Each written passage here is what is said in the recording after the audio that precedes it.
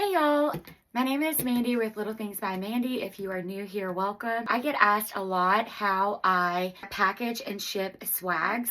What I do is I keep 24 by 24 by 12 multi-depth boxes on hand at all times. I just resize these boxes to be able to put the swags in there, and it works like a charm.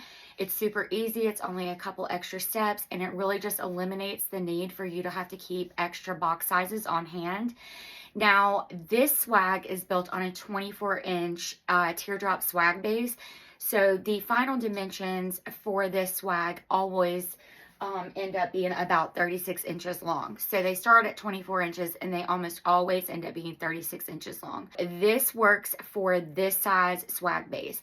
Now, if you're using a larger swag base and your length is more than about 36 to 38 inches, you're gonna want to use a bigger box, but you can still apply the same technique to any other size box to make them longer and more narrow instead of a traditional square. I'm going to show you how I do that. It's super easy, so come along and I'll show you how it's done. So I start with my box. I go ahead and I stamp my box up because I do that with all of them, but I'm just going to open it into the square shape, and then I just take a tape measure. You need a tape measure, a box cutter, and a pen or a marker. I start on this side of the box. I take my tape measure and I measure out from that outside edge right here, 6 inches. And so then I'm just gonna take my pen and kind of make a mark. And then you won't be able to see this really good, but I'm gonna go down to the bottom and do exactly the same thing. So I'm going to measure from the outside edge 6 inches and make a mark on the bottom.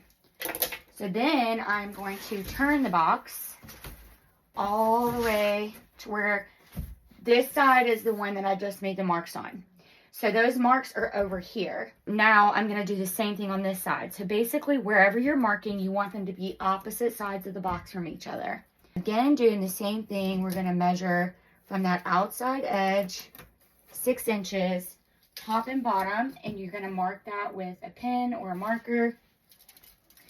And now that we have done that, you're going to take your box cutter and you're going to, I'm going to move this to the side a little bit. You're going to come at that mark and carefully, you're just going to kind of line up your blade on that mark, and then we're going to slide that down the box. All right, so you only want to cut the flap. You don't want to cut the box itself. So then I'm going to spin it around again. And I can look over there and see that it's not perfectly even. It does present like a little bit of a pain when you go to tape it, but it's not the end of the world. And I'm just going to line that up again. Just being super careful. You don't want your leg or hands in the way of that blade when it drags down. So you're just going to make another cut. And then what I'm going to do is I'm going to fold it back and flip it upside down and open that back up. Now the marking is on this side because it's upside down. So we're going to do the same thing, cutting down the flap, and then we're going to do the same exact thing on the other side.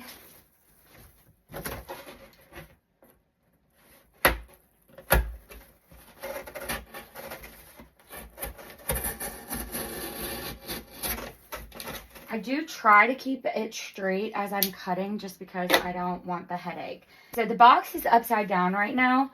And what we're going to do is where we made that cut, we're going to take the inside of the box and we're going to bend it.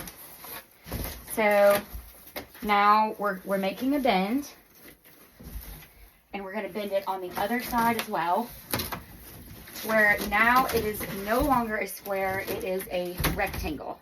Okay?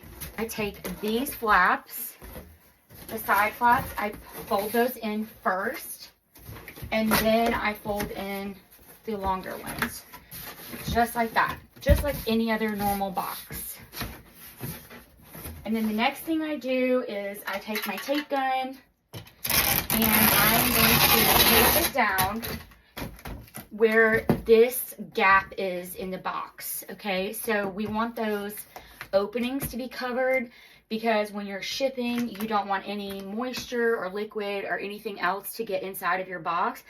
Also, unfortunately, when you're shipping products, it is always possible for little creepy crawly things to get inside the box. So if you are taping up any potential openings, you're reducing the chances of your customer getting a little creepy crawly with their design. So I'm just gonna keep taping this up. I just make sure that's nice and secure. I do the same thing on the other side.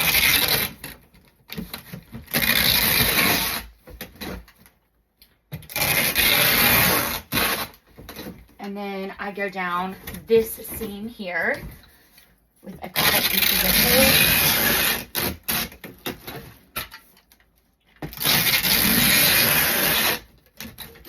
Wanted to make sure that's nice and secure. And then I also come on the edges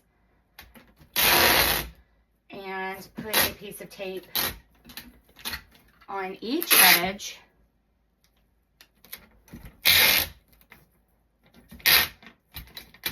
To ensure that the free edges are also taped up. And I just take a pair of like cheap scissors and I cut a little cut there where the tape is hanging over the side of the box, and I fold this side down, and then I take this and I just lap it over and then wrap that around the edge. That way the corners are not like buckled. I do that on both sides.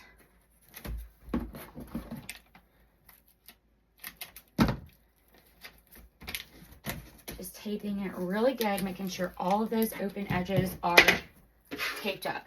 And then I have like a vinyl scraping tool, and I just use this to go and smooth all the tape down to make sure it's stuck to the box. So I just go along and make sure that it's nice and smooth so that none of that tape is lifting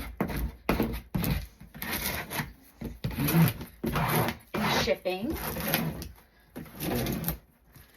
Making sure it's smoothed down on all the sides.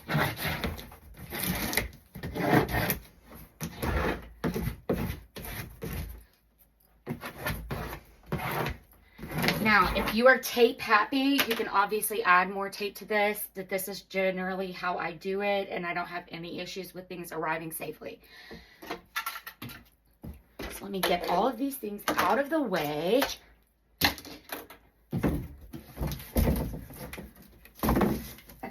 I'm going to move the box up here, and now I'm going to show you how I actually ship this swag in this box. I'm going to show you how I secure it and everything like that so that it arrives safely, and then you can actually see with your own eyes how a 36-inch swag will fit in this resize box, okay? For this next part, I'm going to show you how I go about getting everything in the box and secure and ready to ship. So the very first thing that I do is I take my tape measure, and the inside width of this box is about 18 inches now because we resized it. So think about it. It was a 24 by 24 box, and we took 6 inches off of one of the widths. Okay, so now that 6 inches has been added to the length, and we took it away from the width. So the inside is going to be 18 inches. So I just pull out about probably around 19 inches. It doesn't really matter.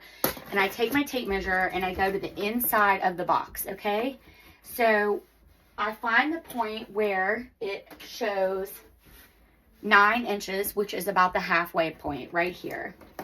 And then what I'm going to do is I'm going to take this thing. This is a Cricut tool. You can use an ice pick, a screwdriver, whatever you have on hand. But it's got that hook end on it. And I take this and I make just a little like hole in the box at the 8.5 inch mark and the 9.5 inch mark. So it's about an inch between the two holes. So I'm just going to make a little puncture. Okay, I'm going to make one right here, and then I'm going to come over here and make another one just the exact same way at the 8.5 and the 9.5. All right.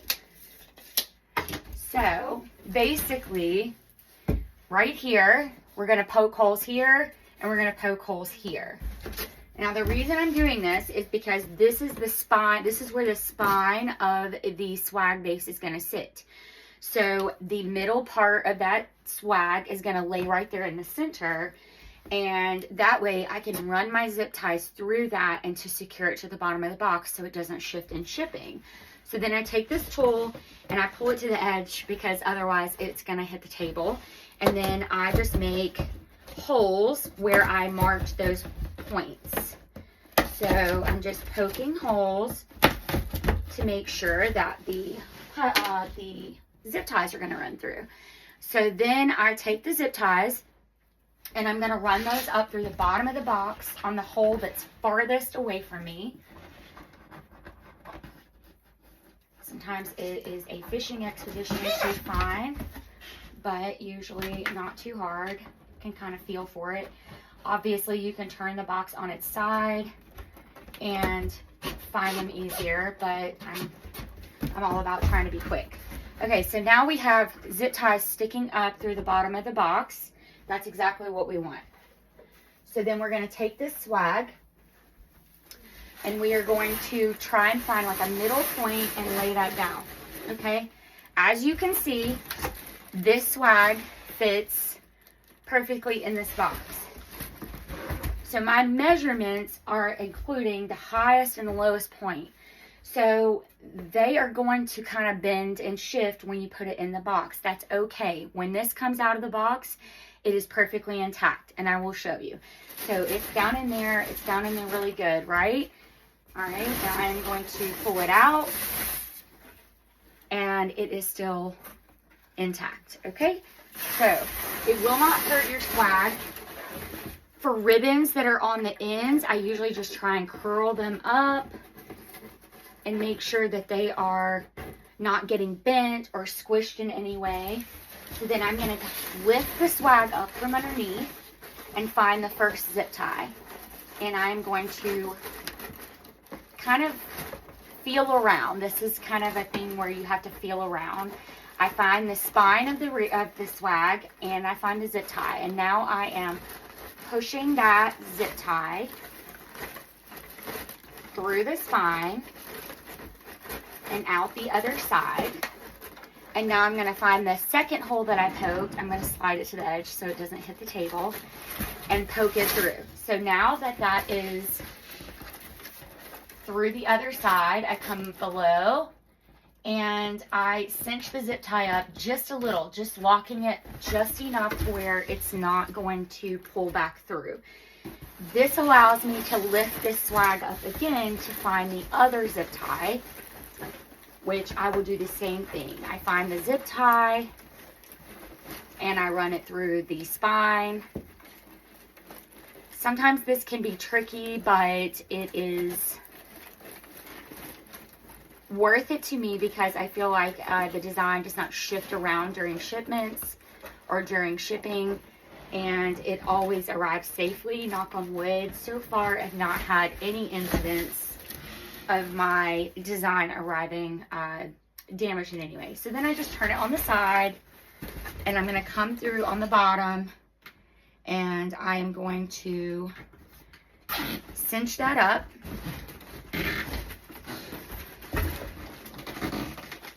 And the first one I did that I left loose, I'm going to cinch that up as well, nice and tight, to where it is flat against the box.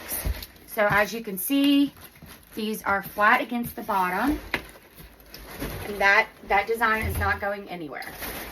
Okay, so then I just take my wire cutters, I nip off the excess of that zip tie, and then I'm going to just take my thumb and kind of push that in to the hole just a little bit to make it less bumpy.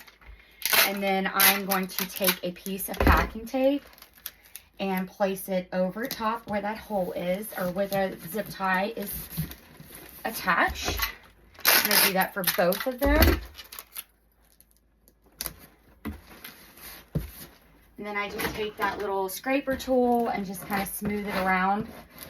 I don't go over the top of the zip tie because I don't want to make a hole in the tape. This just makes sure that it's nice and secure and nothing is going to get underneath that tape into that hole that we made. All right. So the next thing that I would do, which I'm not going to demonstrate, the next thing that I would do is I would take pieces of bubble wrap or tissue paper and I roll those up and I put them inside of the bow loops. That just helps to make sure that the loops are going to arrive not smushed in, creased, or anything like that. They're going to stay fluffed out so that the customer can just remove the tissue paper or the bubble wrap and it's ready to hang. They don't have to do anything else to this. Anything that I have on the design that might be a little more fragile or that I might be worried about getting damaged during shipping, I would just cover that with extra pieces of bubble wrap. And then what I do is I run bubble wrap down the side of this and flap over on both sides. And then I put one down the middle and I just add a piece of tape so that it doesn't shift. And then I stuff packing paper in the corners or bubble wrap in the corners, or you can use pieces of cardboard to make false corners so that it's in there tighter, and if the box gets smushed in, it's not going to hurt the design. You can also use empty mesh rolls. I use these empty mesh rolls. I'll just cut them in half and glue them in the corners of the boxes like this. That way, the corners don't get smushed in as easy, and when the top, like if it does get smushed a bit, it helps keep the box from completely caving in on the design. So these are just things that I do to help make sure the design is nice and secure. So for this particular one, I'm going to resize this box to be, we're going to take it down to 8-inch depth. And to do that, you just take a box cutter or an X-Acto knife or whatever, and you go to the corners, and there's like little notches. If you can see the grooves here, that's how you know. So it's 12 inches as it is. If you go down to the first notch, that would be 10 inches depth on the inside, and then 8, and then the lowest is 6. So we're going to take it down 2 of those notches to be an 8.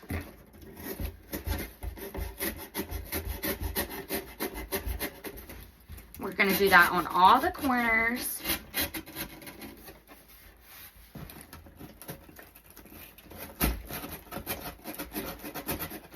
I try not to slide it too fast because I don't want to cut down too far. But then it is ready to put all the packing stuff in, notes, cards, anything else that you put in the box. And then you're just going to kind of support where you're bending and bend those flaps down. And then we're going to do it the same way where we fold it. And now you would tape up the outside, add stickers, your labels, all the things, and it is ready to ship. And again, I will show you the inside. This swag measured 20 or 36 inches on the easel, and it is now securely packed in the box. It is not smushed. It has room. We don't want to give it too much room, but it has room to where it's not getting squished in, and it is ready to go. So I hope this helps. If you have questions, please drop them in the comment section, and I would love it if you would like this video, follow me, subscribe, share, all the things so that this can get out to the masses. So thanks for joining me, and I hope you have a great day.